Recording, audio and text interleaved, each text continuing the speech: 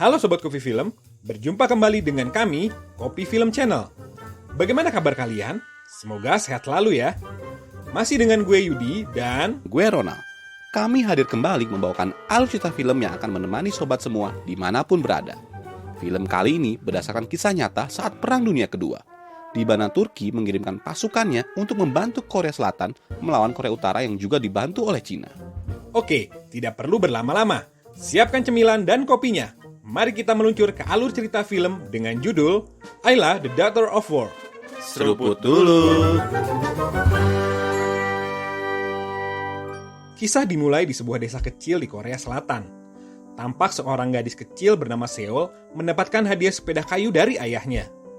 Dan di sana tiba-tiba boom, ada ledakan besar. Ternyata tentara Korea Utara datang menyerang desa tersebut. Gadis itu disuruh bersembunyi di bawah jembatan.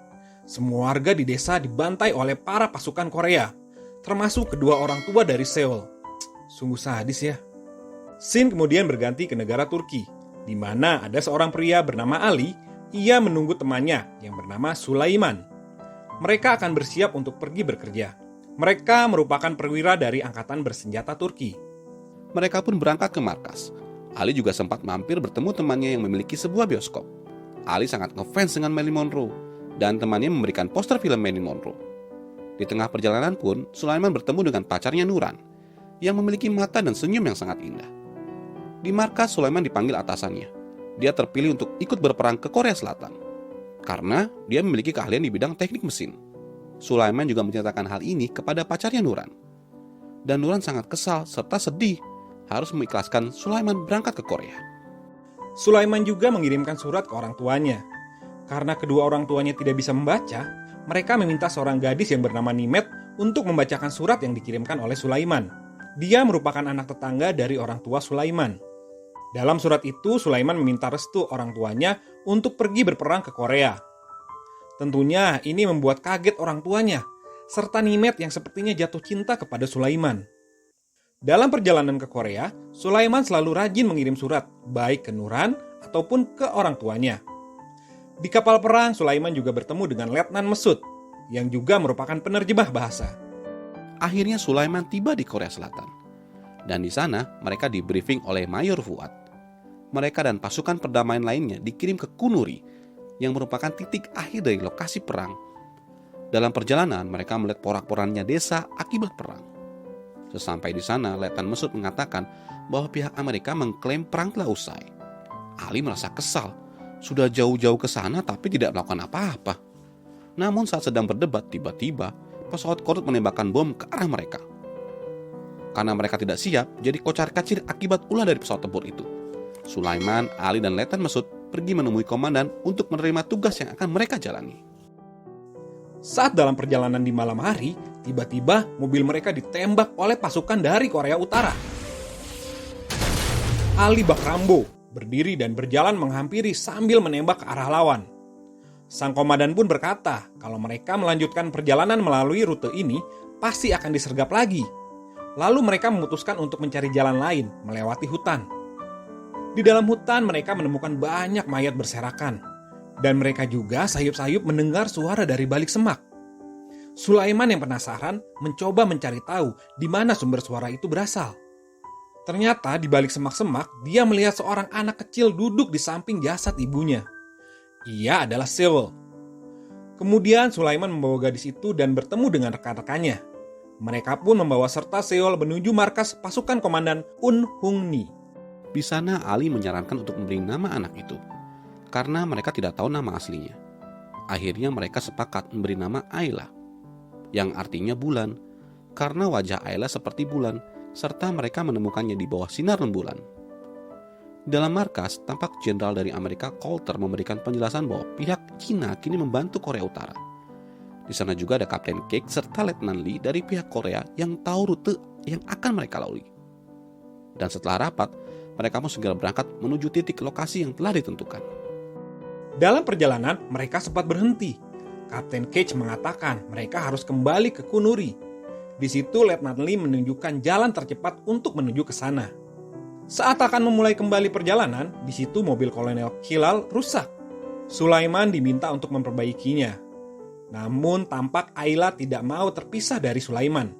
Sebagian pasukan lainnya jalan duluan, dan hanya beberapa pasukan yang ikut menunggu Sulaiman memperbaiki mobil tersebut. Namun tiba-tiba mereka dikepung oleh pasukan Cina, dan terjadilah aksi heroik di sana. Ayla disembunyikan di bawah mobil.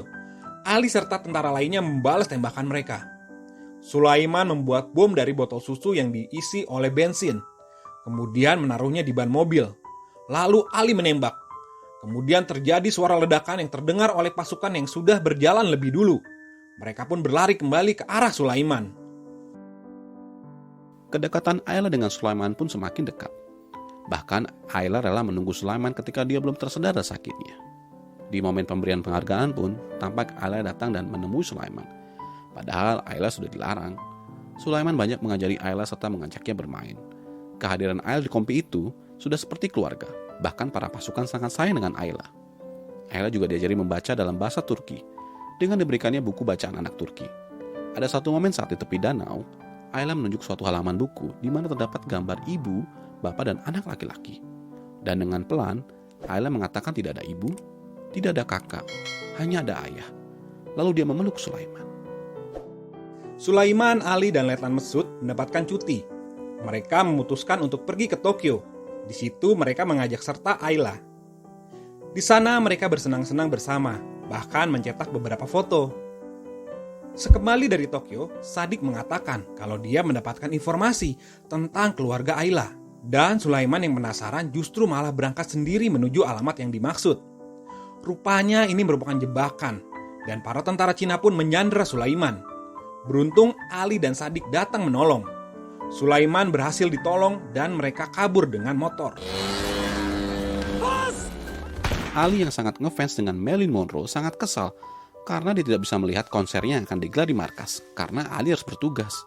Namun kawan-kawan Ali berjanji akan mendapatkan tanda tangan serta kecupan bibir dari Marilyn Monroe khusus untuk Ali. Ayla pun berhasil mendapatkan tanda tangan serta kecupan bibir Marilyn Monroe untuk Ali. Tapi di sisi lain, Ali mati tertembak saat sedang bertugas sambil memandangi foto Marilyn Monroe. Tiba di mana hari waktunya para pasukan Turki untuk pulang dan akan digantikan dengan pasukan baru dari Turki. Namun Sulaiman memutuskan untuk tetap tinggal sebagai sukarelawan karena dia masih berat meninggalkan Ayla. Sulaiman pun menulis surat kepada Nuran kalau dia menunda kepulangannya ke Turki. Rupanya hal ini membuat Nuran tampak makin sedih. Suatu hari Sulaiman dipanggil oleh komandannya, di mana pasukan Turki sekarang harus segera berkemas dan pulang karena akan digantikan dengan unit yang baru. Ayla akan dititipkan di sebuah panti asuhan dan bersekolah di Ankara. Sulaiman dan Letnan Mesut ikut ke sana untuk mengantar Ayla. Di sana Ayla juga diajarin cara bernyanyi. Tampak sangat sedih wajah Sulaiman. Bahkan Letnan Mesut pun menangis. Saat Sulaiman berjalan pulang, Ayla mengejarnya dan menangis. Sepertinya sangat berat bagi Ayla berpisah dari Sulaiman. Dan Sulaiman pun berencana untuk diam-diam mengajak Ayla ikut pulang ke Turki. Sulaiman masukkan Ayla ke dalam koper agar tidak ketahuan. Namun saat hendak naik kapal, tiba-tiba Letnan Mesut datang. Dan ketika koper dibuka, terlihat Ayla bersembunyi di sana. Setelah diberi nasihat oleh Letnan Mesut, Sulaiman menyetujui untuk meninggalkan Ayla di Korea.